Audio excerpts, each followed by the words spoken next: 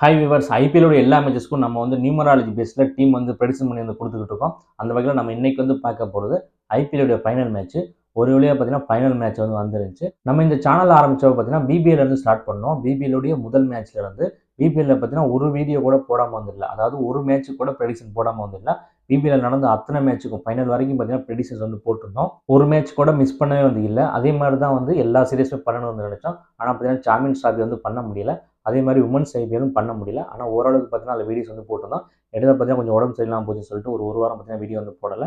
அதுக்கடுத்து பார்த்தீங்கன்னா ஐபிஎல் என்னால் முடிஞ்ச அளவுக்கு பார்த்தீங்கன்னா எல்லாத்துக்குமே பார்த்தீங்கன்னா வீடியோ போட்டேன். இடையில பார்த்தீங்கன்னா ஒரு நாள் வீடியோ போட முடியல, சுச்சுவேஷன் சரியில்லை. அதுக்கப்புறம் பார்த்தீங்கன்னா குவாலிஃபயரில் பார்த்தீங்கன்னா 2 மேட்ச் போட முடியாத சுச்சுவேஷன் வேறு ஒன்றும் இல்லை. ஒரு மேட்ச் கூட ப்ரெடிக்ஷன் போடாமல் இருக்கக்கூடாதுன்னு நினச்சேன். ஆனால் 3 மேட்ச் பார்த்தீங்கன்னா போட முடியாமல் போச்சு. ஒட்டுமொத்தமாக பார்க்குறப்போ இந்த ஐபிஎல்லில் பார்த்தீங்கன்னா ப்ரெடிக்ஷன்ஸ் எக்ஸலண்ட்டாக வந்துருச்சுன்னு தான் சொல்லணும். அதிகப்படியான மேட்சஸ் நம்ம 7 to 8 பிளேயர்ஸ்க்கு மேலே கொடுத்துருந்தோம். ஒரு சில மேட்ச் பார்த்தீங்கன்னா 9 பிளேயர் 10 பிளேயர்லாம் கூட வந்திருந்தாங்க. இந்த 3 பிளேயரோ 5 பிளேயர் கம்மியாக நம்ம இது வரைக்கும் ஒரு நாள் கூட கொடுத்தது இல்லை. ஸோ என்னோட ப்ரெடிக்ஷன்ஸ் யாருக்கெல்லாம் யூஸ்ஃபுல்லாக இருந்துச்சு, ஸ்மால் லீக்லலாம் எப்படி வின் பண்ணி நல்லா வின் பண்ணிங்களா என்ன ஏதுங்கிறத கமெண்ட்டில் மறக்காமல் சொல்லுங்கள். இப்போ ஐபிஎல் முடியுது. நெக்ஸ்ட் எந்த சீரியஸ் இருக்குன்னு பார்த்துட்டு அதுக்கு பார்த்தீங்கன்னா கண்டினியூ ப்ரெடிக்ஷன்ஸ் கொடுக்குறேன். இப்போ நேற்று match MA vs PB case நம்ம பார்த்தீங்கன்னா எந்த டீம் ஃபஸ்ட் பேட்டிங் முடிக்கிறாங்க, எந்த டீம் செகண்ட் பேட்டிங் முடிக்கிறாங்கிறத பொறுத்து நிறைய ப்ரெடிக்ஷன்ஸ் மாற்றோம், சேஞ்ச் பண்ணி கொடுப்போம். ஆனால் பார்த்தீங்கன்னா நேற்று மேட்ச் அடுத்த நாளில் நடக்குது. நேற்று நீங்கள் பார்த்தீங்கன்னா தெரியும். நேற்று மேட்ச் ஸ்டார்ட் ஆனது பார்த்தீங்கன்னா 1ஆம் தேதியில் ஸ்டார்ட் ஆகுது. அதாவது ஜூன் 1ஆம் தேதியில்.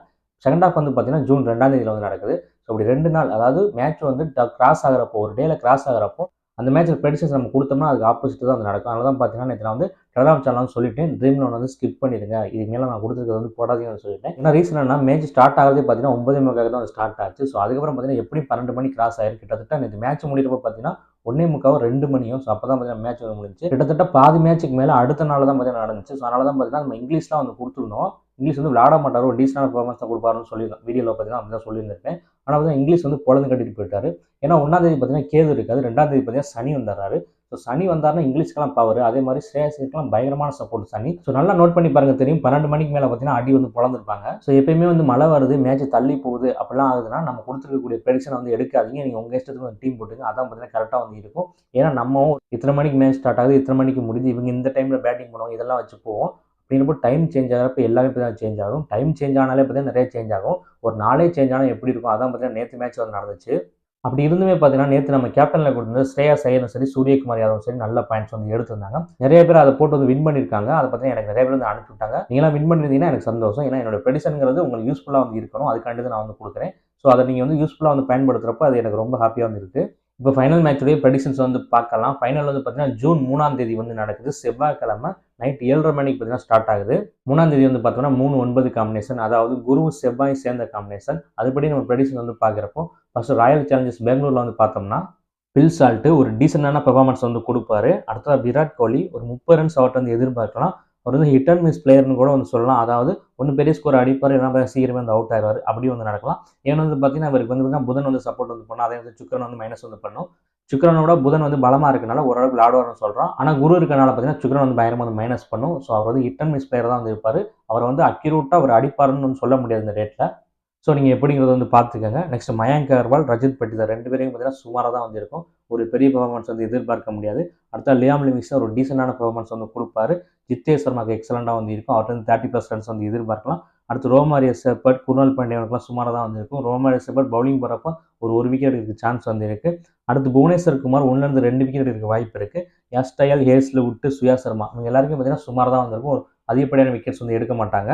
அடுத்து பார்த்தோன்னா பஞ்சாப் கிங்ஸ் பார்த்தோம்னா பிரியன் சரியா 30+ ரன்ஸ் அடிக்கிறதுக்கு வாய்ப்பு இருக்குது. பிரப்சிம்ரான் சிங் சுமாராக தான் இருக்கும். வந்த உடனே கூட அவுட் ஆகலாம். என்னங்கிறது பார்த்துக்கங்க. நம்ம பிரப்சிம்ரான் சிங் எடுக்கிறப்பலாம் பார்த்தீங்கன்னா ஆப்போசிட்டாக நடக்கும். ஸோ அதெல்லாம் புரிஞ்சுக்கோங்க. அடுத்து ஜாஸ் இங்கிலீஷ்க்கு நல்லா இருக்கும், ஒரு 30 ரன்ஸ் அடிக்கிறதுக்கு வாய்ப்பு இருக்குது. அடுத்தது ஸ்ரேயஸ் ஐயர் டீசெண்டான பெர்ஃபார்மன்ஸை கொடுப்பாரு. அடுத்தது நேகல் வதரா அவருக்கு சுமாராக தான் இருக்கும். இவரும் பார்த்தீங்கன்னா சிங்கு மாதிரி தான், பிரப்சிம்ரான் சிங்கு மாதிரி தான். நம்ம கொடுத்தோம்னா அதுக்கு ஆப்போசிட்டாக நடக்கும். ஸோ என்னங்கிறத பார்த்துக்கோங்க. நெக்ஸ்ட் சசங் சிங் ஒரு டீசெண்டான பெர்ஃபார்மன்ஸ் கொடுக்கறதுக்கான வாய்ப்பு இருக்குது. அடுத்து மார்க்கஸ் ஸ்டோயினிஸ் பவுலிங் போகிறப்போ ஒரு விக்கெட்டும், பேட்டிங்கில் 20 to 25 ரன்ஸ் அடிக்கிறதுக்கு வாய்ப்பு இருக்குது. நெக்ஸ்ட் அசமட்டுல்லா அமர்சாய், கைல் ஜேம்சன் இவங்க 2 பேரும் பார்த்தீங்கன்னா சுமாராக தான் இருக்கும். அதிகப்படியான விக்கெட்ஸ் எடுக்கிறதுக்கான வாய்ப்பு கம்மி தான். அடுத்து ஹர்ஷ்தீப் சிங் 2 விக்கெட் இருக்கிற வாய்ப்பு இருக்குது. யுஸ்வேந்திர சாவல் 2 விக்கெட் இருக்கிறதுக்கான வாய்ப்பு இருக்குது. லாஸ்ட்டாக வைசாக் விஜயகுமார் 1-2 விக்கெட் எடுப்பார். நெக்ஸ்ட் யாரெல்லாம் ட்ரீம் டீம் வரதுக்கு வாய்ப்பு இருக்குது அப்படின்னு பார்க்கலாம். அதுபடி பார்க்குறப்போ Phil Salt, Virat Kohli, Liam Livingstone, Jitesh Sharma, Bhuvneshwar Kumar, Priyansh Arya, Josh Inglis, Shashank Singh, Arshdeep Singh, Yuzvendra Chahal, Vyshak Vijaykumar இவங்கெல்லாம் பார்த்தீங்கன்னா ட்ரீம் டீம் வரதுக்கு பாசிபிலிட்டி இருக்கக்கூடிய பிளேயர்ஸ். நெக்ஸ்ட் யாரெல்லாம் ஒரு டீசெண்டான பெர்ஃபார்மன்ஸை கொடுப்பாங்க அப்படின்னு வந்து பார்க்கலாம். அதுபடி பார்க்குறப்போ ஸ்ரேயாஸ் ஐயர், மார்க்கஸ் டாய்னிஸ், ரோமாரே சேப்பர், ஜாஸ் ஹேஸ்லவுட் இவங்கெல்லாம் பார்த்தீங்கன்னா ஒரு டீசெண்டான பெர்ஃபார்மன்ஸ் கொடுக்கறதுக்கான வாய்ப்பு வந்து இருக்கு. இப்போ நம்ம எடுத்திருக்க இந்த சொல்லியிருக்கக்கூடிய இந்த ப்ரெடிஷன்ங்கிறது இந்த 22 பிளேயர்ஸை மட்டும் வச்சு எடுத்த ப்ரெடிஷன் தான். இதில் சேஞ்ச் வரும் பட்சத்தில் இதோட அக்யூரசிங்கிறது கம்மியாக இருக்கான வாய்ப்பு வந்து இருக்கு. இப்போ நம்ம சொன்னதுலேயே ஃபர்ஸ்ட் பேட்டிங் செகண்ட் பேட்டிங்கை பொறுத்து இந்த ப்ரெடிஷனில் பார்த்தீங்கன்னா சேஞ்சஸ் வந்து இருக்கும். அதெல்லாம் பார்த்தீங்கன்னா டெலகிராம் சேனலில் டாஸ் போட்டதுக்கு அப்புறம் வந்து அப்டேட் வந்து பண்ணுவேன். ஸோ டெலகிராம் சேனல் யாருன்னு ஜாயின் பண்ணாமல் இருந்தீங்கன்னா டிஸ்கிரிப்ஷன் வந்து லிங்க் கொடுத்துருக்கேன், அதை போய்ட்டு வந்து ஜாயின் பண்ணிக்கங்க. இந்த ஆர்சிபி பிவிகேஸ் மேட்ச்சுக்கு வின்னிங் ரிசல்ட் வேணும்னா டெலகிராம் ஐடிக்கு வந்து மெசேஜ் வந்து பண்ணுங்க. அதுவும் பார்த்தீங்கன்னா டிஸ்கிரிப்ஷனில் கொடுத்துருக்கேன். நெக்ஸ்ட் யாரை வந்து கேப்டன் அண்ட் வைஸ் கேப்டன் போடலாம் அப்படின்னு வந்து பார்க்கலாம். அதுபடி பார்க்குறப்போ ஜித்தேஷ் சர்மா, பிரியன்ஸ் ஆர்யா, ஜாஸ் இங்கிலீஷ், ஹர்ஷ்தீப் சிங் இந்த 4 பேரையும் கேப்டன் அண்ட் வைஸ் கேப்டனாக போட்டு நான் சொன்னதாக வச்சு ஒரு டீம் வந்து ஃபார்ம் பண்ணி வந்து போட்டிங்கன்னா ஒரு நல்ல ப்ரைஸ் வந்து வின் பண்ணலாம் நீங்கள்.